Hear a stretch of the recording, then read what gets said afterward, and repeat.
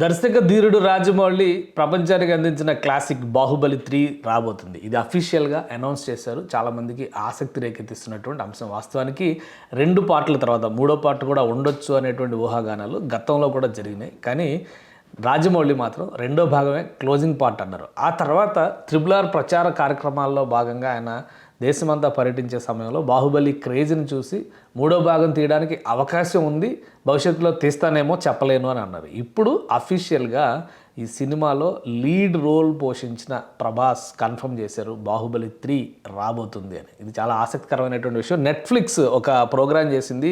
ప్రభాస్, రానా, అనుష్క, అలానే సత్యరాజ్ వీళ్ళందరూ ఈ సినిమాలో లీడ్ రోల్స్ చేసినటువంటి టీము వీళ్ళందరితో కలిసి ఒక ప్రోగ్రాం చేసింది. బాహుబలి గురించి మాట్లాడారు. అందులో అది బాహుబలి ద టార్చ్ బేరర్ అనేటువంటి పేరుతో చేసిన సిరీస్లో ఈ టాపిక్ డిస్కషన్కి వచ్చింది. బాహుబలి 3 ఉంటుందనేటువంటి కన్ఫర్మేషన్ ఫస్ట్ టైం ఇది అధికారికంగా చెప్పడం.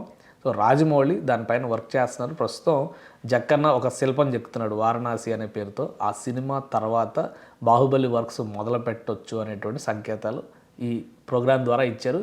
సో చూడాలి. ఖచ్చితంగా బాహుబలి 3కి సంబంధించినటువంటి న్యూస్ ప్రభాస్ అభిమానులకి, బాహుబలి అభిమానులకి కూడా జోష్ తీసుకొచ్చేటువంటి న్యూస్.